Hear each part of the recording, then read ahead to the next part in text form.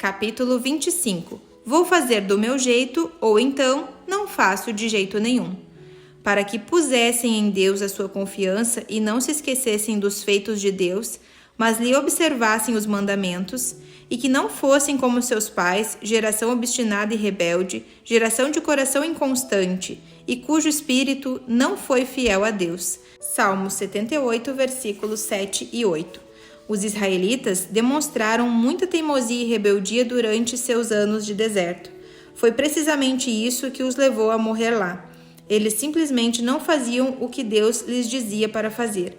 Clamavam a Deus para tirá-los do problema quando se metiam em confusão. Eles até mesmo respondiam às suas instruções com obediência, até que as coisas melhoravam. Então, repetidamente, eles iam imediatamente de volta à rebeldia. Esse mesmo ciclo é repetido e registrado tantas vezes no Velho Testamento que é quase inacreditável. Mesmo assim, se não andarmos em sabedoria, gastaremos nossa vida fazendo a mesma coisa. Suponho que alguns de nós somos simplesmente por natureza um pouco mais teimosos e rebeldes que os outros. E então, claro, devemos refletir sobre nossas raízes e como começamos nossa vida, porque isso nos afeta. Nasci com uma personalidade forte e provavelmente teria gasto muitos anos da minha vida tentando fazer as coisas do meu jeito a despeito de tudo. Mas os anos que passei sendo abusada e controlada, somados a uma personalidade já forte, combinaram-se para desenvolver em mim a mentalidade que ninguém iria me dizer o que fazer. Obviamente, Deus teve de tratar essa atitude errada antes que Ele pudesse me usar. O Senhor exige que aprendamos a abrir mão da nossa vontade e sejamos flexíveis e moldáveis em suas mãos. Enquanto formos teimosos e rebeldes, Ele não pode nos usar. Descrevo o teimoso como obstinado, difícil de tratar ou trabalhar e rebelde como resistente ao controle, resistente à correção, ingovernável, que se recusa a seguir normas comuns. Ambas essas definições me descrevem como eu era. O abuso que sofri na minha infância causou muitas atitudes desequilibradas em relação à autoridade. Mas como disse nesse livro, eu não poderia permitir que o meu passado se tornasse uma desculpa para continuar presa na rebelião ou em qualquer outra coisa. A vida vitoriosa exige obediência pronta e escrupulosa ao Senhor. Crescemos em nossa habilidade e desejo de deixar a nossa vontade de lado e fazer a dele. É vital que continuemos a fazer progresso nessa área. Não é suficiente atingir um platô e pensar, cheguei tão longe quanto queria. Devemos ser obedientes em tudo, sem reter nada, nem manter quaisquer portas em nossa vida fechadas ao Senhor. Nós todos temos essas áreas certas em que persistimos tanto quanto possível, mas exorto a lembrar-se de que um pouco de fermento leveda toda a massa. 1 Coríntios, capítulo 5, versículo 6. Deus quer obediência, não sacrifício. Porém Samuel disse, tem porventura o Senhor tanto prazer em holocaustos e sacrifícios, quanto em que se obedeça a sua palavra? Eis que o obedecer é melhor do que sacrificar, e o atender melhor do que gordura de carneiro. Porque a rebelião é como o pecado de feitiçaria, e a obstinação é como a idolatria e culto a ídolos do lar. Visto que rejeitaste a palavra do Senhor, ele também te rejeitou a ti, para que não sejas rei. 1 Samuel, capítulo 15, versículos 22 e 23. Um exame da vida de Saul nos mostra vividamente que lhe foi dada uma oportunidade de ser rei. Ele não manteve a posição por muito tempo por causa da teimosia e rebeldia. Ele tinha suas próprias ideias sobre as coisas. Certa vez, quando o profeta Samuel estava corrigindo Saul por não fazer o que havia sido instruído a fazer, a resposta de Saul foi: "Eu achei que..." Ele então continuou expressando sua ideia de como ele pensava que as coisas deveriam ser feitas. A resposta de Samuel ao rei Saul foi que Deus desejava obediência, não sacrifício. Frequentemente não queremos fazer o que Deus pede e então tentamos fazer alguma coisa para compensar nossa desobediência.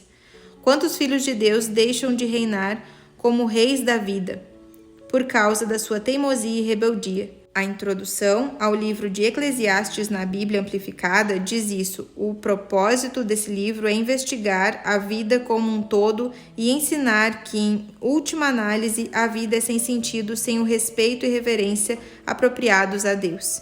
Devemos nos lembrar de que sem obediência não há respeito e reverência apropriados. A rebeldia demonstrada por muitos filhos hoje é causada por falta de respeito e reverência aos pais. Isso geralmente é culpa dos pais, porque eles não viveram diante dos seus filhos uma vida que evocaria respeito e reverência.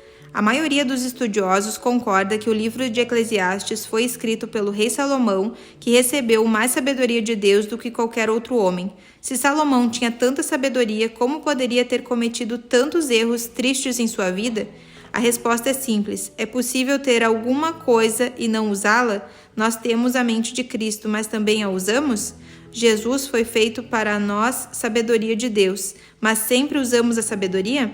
Salomão queria ir pelo seu próprio caminho e fazer as suas próprias coisas. Ele passou a sua vida tentando primeiro uma coisa e depois outra. Ele teve toda e qualquer coisa que o dinheiro pode comprar, o melhor que cada prazer do mundo. E, entretanto, isso é o que ele disse na conclusão do seu livro. De tudo o que se tem ouvido, a suma é: teme a Deus, guarda os seus mandamentos, porque isso é o dever de todo homem. Eclesiastes 12, versículo 13. Deixe-me colocar as minhas próprias palavras o que entendo dessa passagem. O inteiro propósito da criação do homem é que ele reverencie e adore a Deus por meio da obediência a ele. Todo o caráter divino deve estar enraizado na obediência. É o fundamento de toda a felicidade. Ninguém pode ser verdadeiramente feliz sem ser obediente a Deus. Qualquer coisa em nossa vida que esteja fora de ordem será ajustada pela obediência. A obediência é a obrigação total do homem. No que diz respeito, essa é uma passagem admirável e eu encorajo a continuar estudando-a. Obediência e desobediência, ambas têm consequências, porque como, pela desobediência de um só homem, muitos se tornaram pecadores, assim também, por meio da obediência de um só, muitos se tornaram justos. Romanos 5, versículo 19. Nossas escolhas para obedecer ou não obedecer não apenas afetam a nós, mas a multidões de outras pessoas. Apenas pense nisso. Se os israelitas tivessem obedecido a Deus prontamente, a vida deles teria sido longa. Muitos deles e seus filhos morreram no deserto porque não se submeteram à vontade de Deus. Seus filhos foram afetados pelas suas decisões e assim são os nossos. Recentemente, meu filho mais velho disse: "Mamãe, tenho alguma coisa para lhe dizer e posso chorar, mas me escute." Então ele continuou dizendo: "Tenho pensado sobre você e o papai e os anos que vocês têm colocado nesse ministério e em todas as vezes que vocês escolheram obedecer a Deus e como nem sempre foi fácil para vocês. Percebo, mamãe, que você e o papai passaram por coisas que ninguém sabe e quero que você saiba que esta manhã Deus me fez consciente de que estou sendo beneficiado com a obediência de vocês e agradeço-lhes por isso." O que ele disse significou muito para mim e lembrou-me de Romanos 5,19. Sua decisão de obedecer a Deus afeta outras pessoas, e quando você decide desobedecer, isso também afeta outros. Você pode desobedecer a Deus e escolher permanecer no deserto, mas por favor, tenha em mente de que se você agora tem ou terá filhos e sua decisão os manterá no deserto com você. Eles conseguirão sair quando crescerem, mas posso assegurar-lhe de que eles pagarão um preço por sua desobediência. Sua vida poderia estar em melhores condições se alguém em seu passado tivesse obedecido a Deus. A obediência é uma coisa de longo alcance. Ela fecha os portões do inferno e abre as janelas do céu. Eu poderia escrever um livro inteiro sobre a obediência, mas por agora simplesmente quero chamar a atenção para o fato de que uma vida de desobediência é fruto de pensamento errado. Traga todo o pensamento cativo a Cristo, porque as armas da nossa milícia não são carnais, e sim poderosas em Deus para destruir fortalezas, anulando sofismas e toda altivez que se levante contra o conhecimento de Deus e levando cativo todo o pensamento à obediência de Cristo. 2 Coríntios 10, versículos 4 e 5.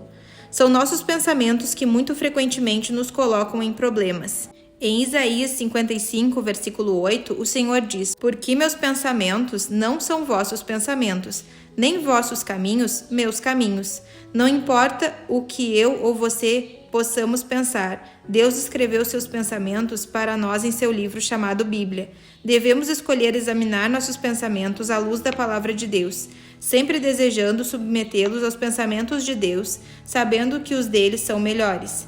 Esse é exatamente o ponto central de 2 Coríntios 10, versículos 4 e 5. Examine o que está em sua mente. Se concorda com os pensamentos de Deus, então lance fora seus próprios pensamentos e pense os dele. As pessoas que vivem na vaidade da sua própria mente não apenas destroem a si mesmas, mas muito frequentemente trazem destruição aos outros à sua volta. A mente é o campo de batalha. É nessa esfera da mente que você vencerá ou perderá a guerra que Satanás deflagrou. A minha mais sincera oração é que esse livro o ajude a lançar fora as imaginações e cada coisa elevada e altiva que se exalta contra o conhecimento de Deus, trazendo todo o pensamento cativo à obediência de Jesus Cristo.